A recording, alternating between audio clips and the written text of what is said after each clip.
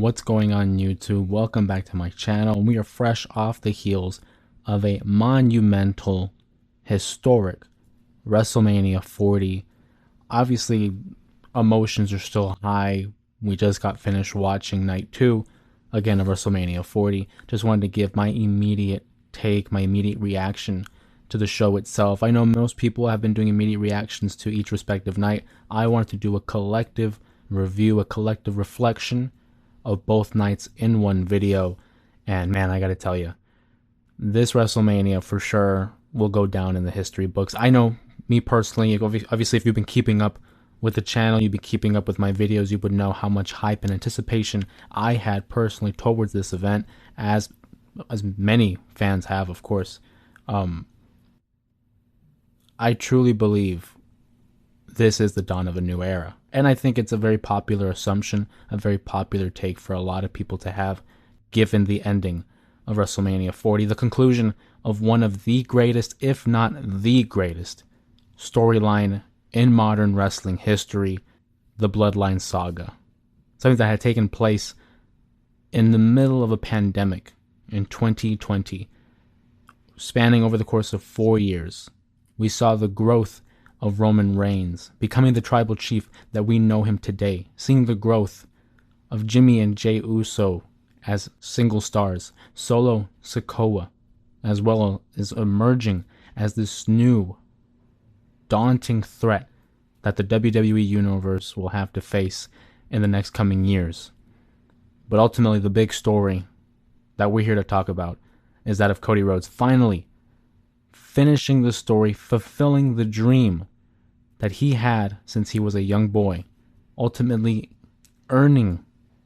gaining the one title that eluded his family, whether it was his father, Dusty Rhodes, or his older brother, Dustin Rhodes, aka Goldust.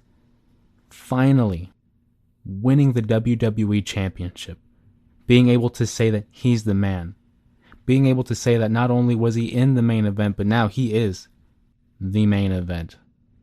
It's the culmination of so many intertwining stories, whether again it's including Seth Rollins and his time in the Shield with Roman Reigns, Cody Rhodes and the Rhodes family, as I mentioned, the Bloodline Saga.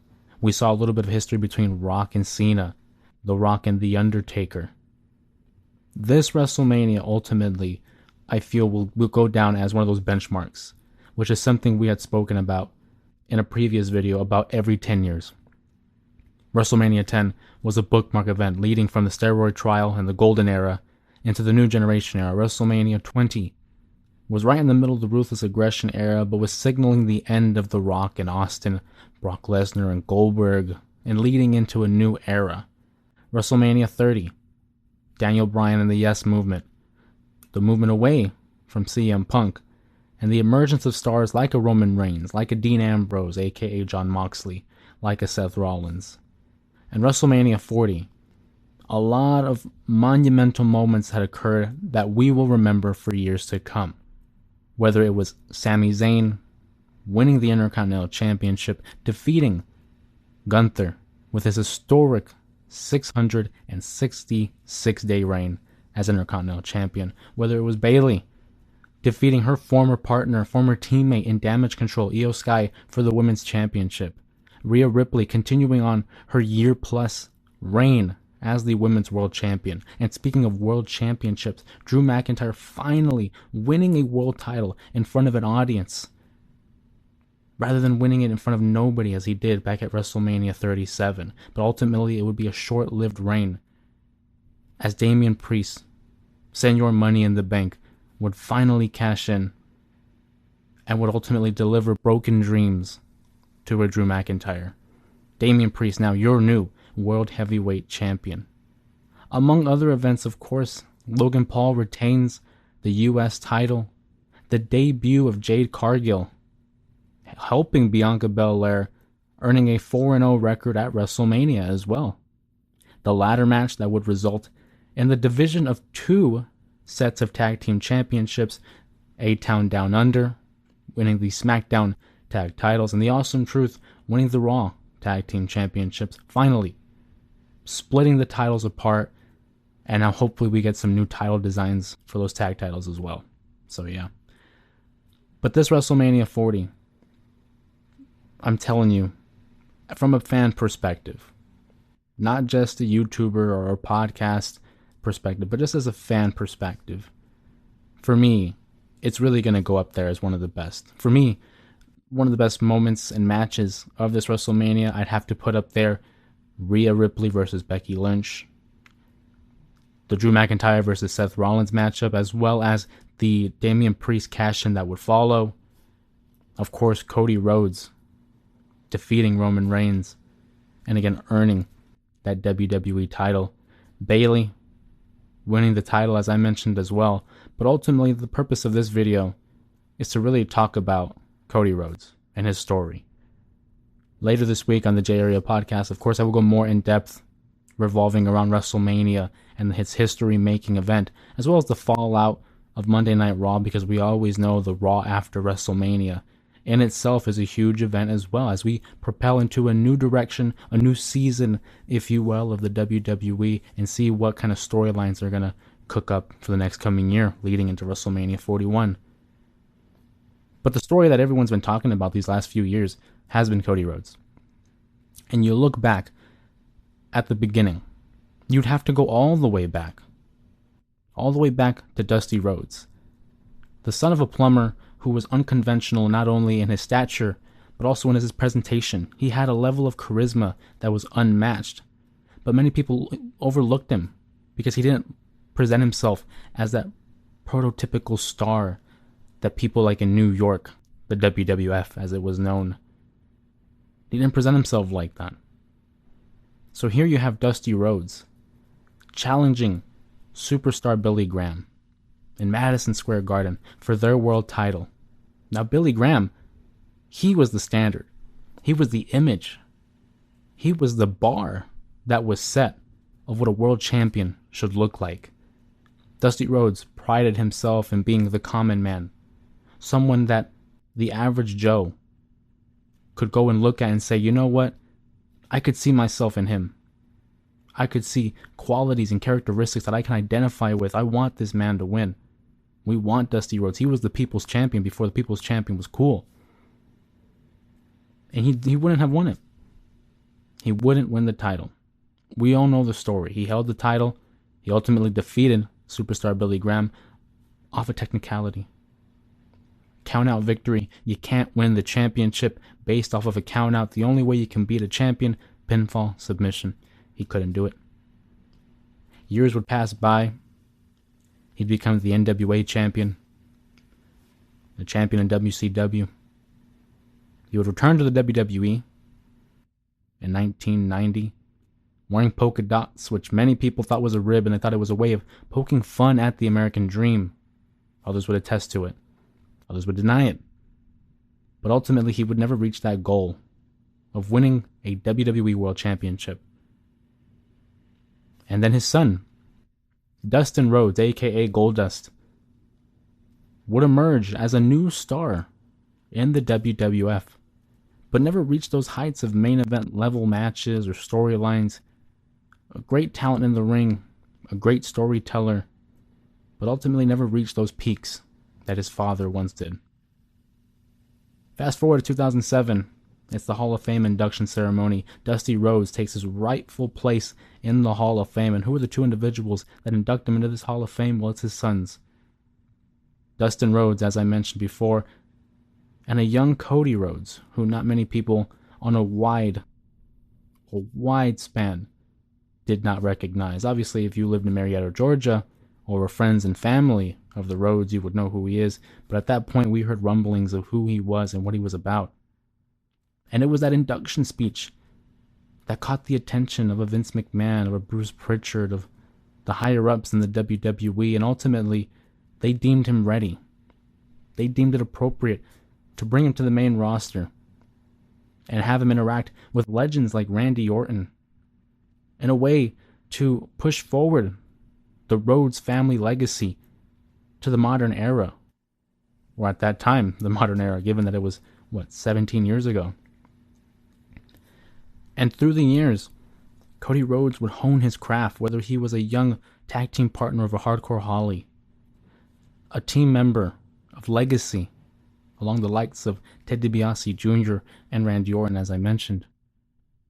Whether he was dashing or undashing, Stardust, and ultimately he would leave the WWE because he would never get over the hump. He won the Intercontinental Championship and brought prestige to that for a moment. He won the tag titles multiple times over, but he would never be seen as a main event caliber star. So what did he do? He bet on himself and he left the WWE in 2016, ultimately joining companies like Ring of Honor, New Japan Pro Wrestling, Impact Wrestling, before finally finding his footing alongside a young group of wrestlers known as the Elite.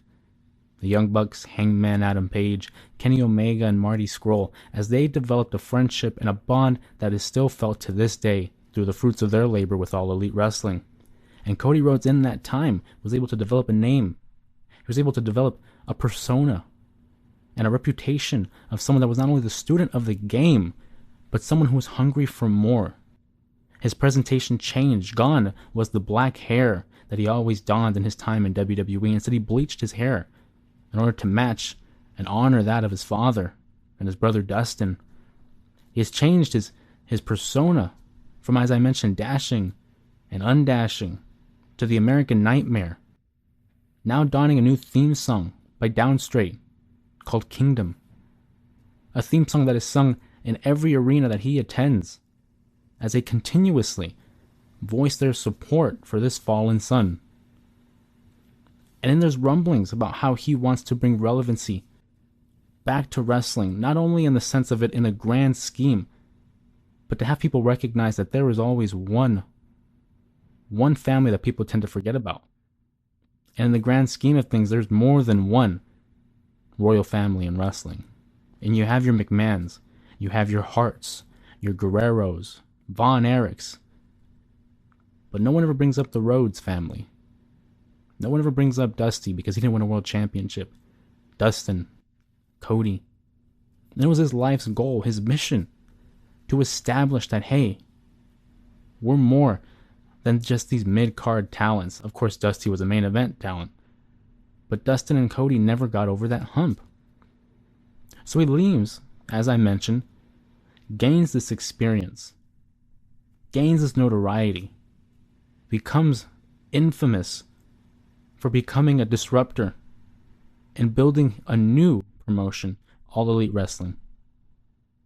Then they're combating with WWE, forcing their hand in order to improve, because they're losing free agents now to AEW. But then something changes.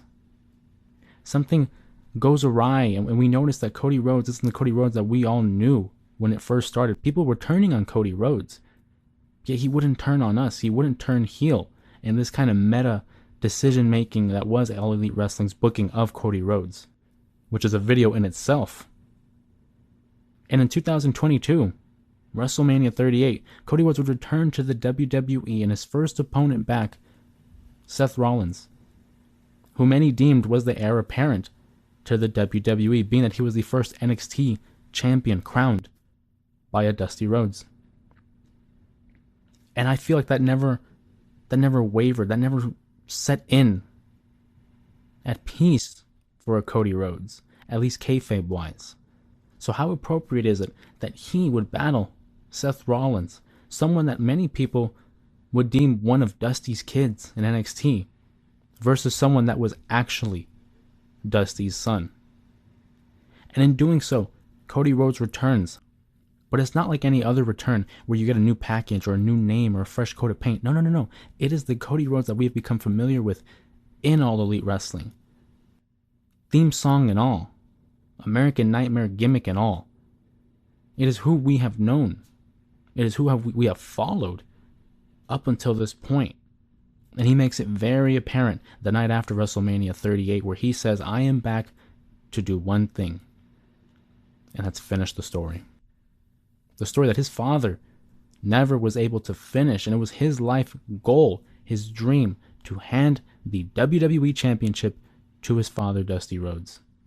Ultimately, with him passing in 2015, he would not be able to do so. But not only would it be an honoring his legacy, that of Dusty Rhodes, but it would be able to bring the name of Rhodes to the upper echelon, to another level that it has not been in. And in doing so, he ingratiated himself to the WWE audience. Pro wrestling fans all around the world became familiar with the terminology that was finish the story. And it is what propelled him to win the Royal Rumble in 2023. Of course, I would be remiss for not mentioning the torn pectoral and Hell in a Cell 2022. And in that time off, he never lost momentum. The fans rallied behind Cody Rhodes just because of his efforts, because being able to go through a match like that, and what people consider to be match of the year in that Hell in a Cell match against Seth Rollins, Cody Rhodes powered through. It was the first time he would have a one-on-one main event match in the WWE. So did you think he was going to give that up? No, sir. No, sirree. So he wins the Royal Rumble, and he sets his eyes on Roman Reigns, who at that time was about 2.5 years running as the WWE champion. And people are thinking, this is it, we're going to finish the story, because it was the obvious thing to do. And what do? They throw you a curveball and they say, no, not yet. Roman Reigns wins and continues on with that world title reign. And Cody Rhodes goes off and he begins a feud with Brock Lesnar, the Judgment Day's Dominic Mysterio, and Damian Priest. He would have a long running rivalry with Shinsuke Nakamura before he would finally win the Royal Rumble in 2024. Back-to-back winners for the first time since 1998, when Stone Cold Steve Austin would do that same feat. So now many people are thinking, this is it. Finish the story. And just when you think it's going to happen, Dwayne "The Rock" Johnson interjects, and we're thinking this is it. They're pivoting away from the story, and they're going to go Rock versus Roman, WrestleMania 40. And you can see it. You can see the pain, the disappointment in Cody Rhodes' face. The energy is draining. He did his very best to be professional, but you can tell. You can tell it got to him. And over the course of that weekend, when the WWE audience was figuring out that it was now going to be Rock versus Roman Reigns, they voiced their support. "We Want Cody" was trending worldwide. They would be heard, because the patience and the dedication that the fans had been giving to the WWE regarding the story of Cody Rhodes was not going to be in vain. So they took over the narrative. And what did WWE do? They pivoted.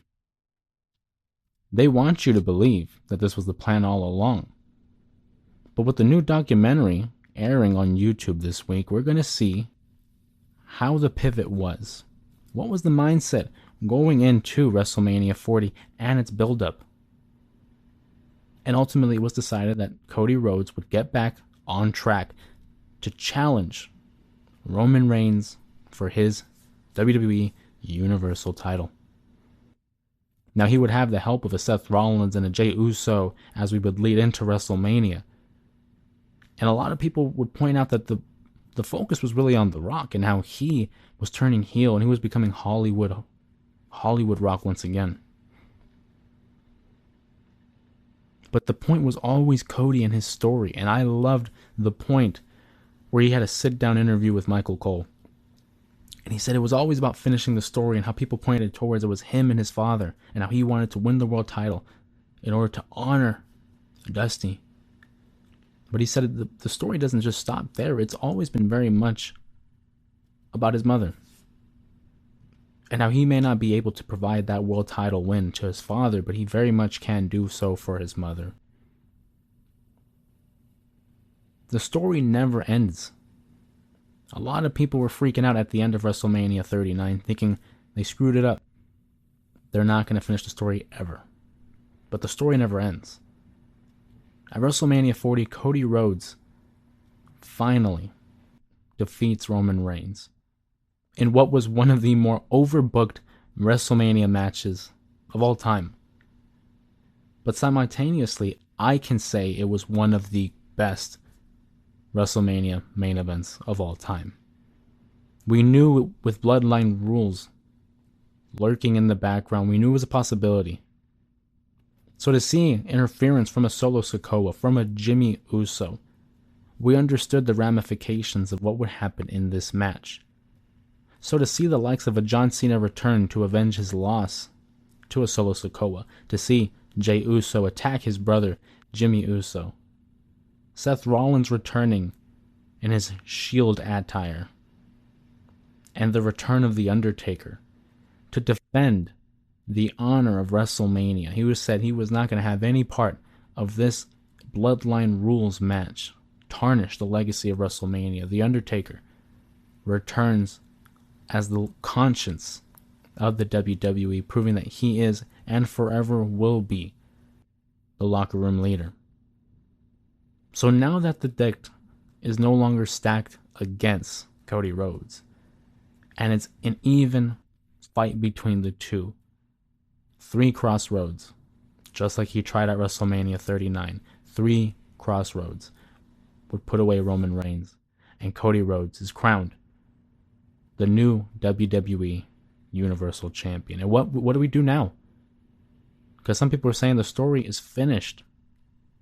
I myself, the moment that Charles Robinson's hands hit the mat for a count of 3, that right there, the story was just beginning. Now we see, what does Cody Rhodes look like as the champion? What does he look like as the face of the WWE? Quite frankly, he could considerably be the face of professional wrestling.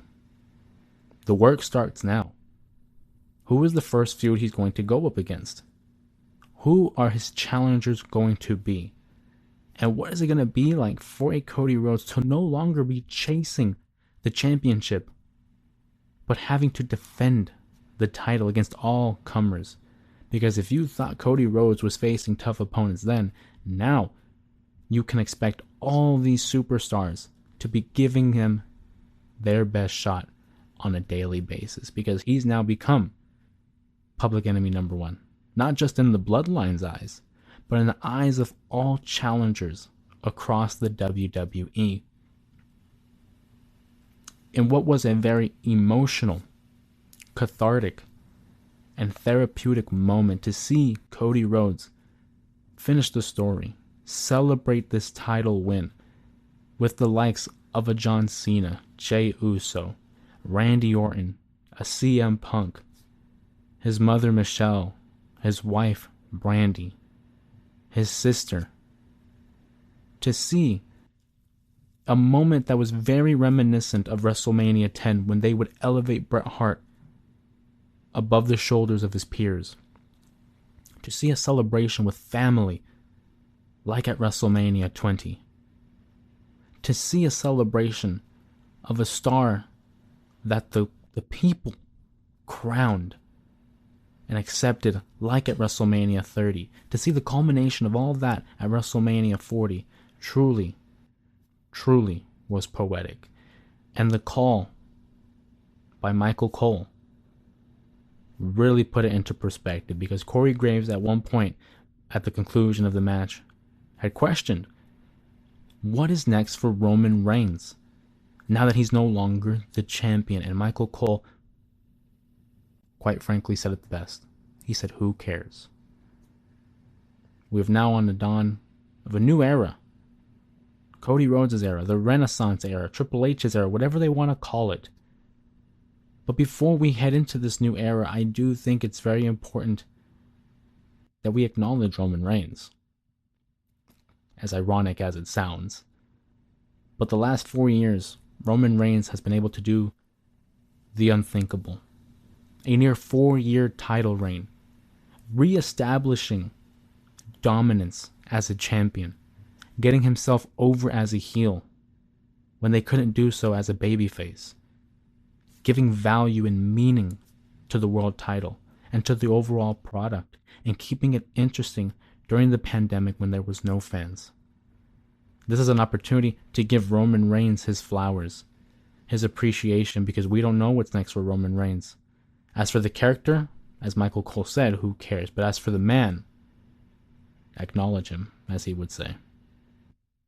But the moment is for Cody Rhodes, and that shouldn't be lost in it all. I look forward to what Monday Night Raw has in store because, as I mentioned, we're now moving forward in the next chapter, in the newest season of the WWE, as we begin gearing towards Backlash, and in essence to WrestleMania 41. I'll be giving more of my takes as for WrestleMania this coming Wednesday on the J Area podcast, but I just thought it was so appropriate and so fitting to come on and to give my perspective and share my emotions as it pertains Cody Rhodes and his crowning as the new Universal Champion. I'm hoping that they do bring back a certain title design that he's been referencing in recent years. However, seeing him with this current design is growing on me. I think it suits him. I think it looks real well with him. But I would not be opposed to a fresh take on an oldie. Of course, my name is Jose Ramos Jr. Thank you guys for stopping by and chatting with me regarding WrestleMania 40. If you liked the video, please give it a thumbs up, share it with your friends, subscribe to the channel for more pro wrestling content, and please be sure to check out J Area Podcast, where I share my thoughts on WrestleMania 40 this upcoming Wednesday. And with that being said, I will see you guys in the next video.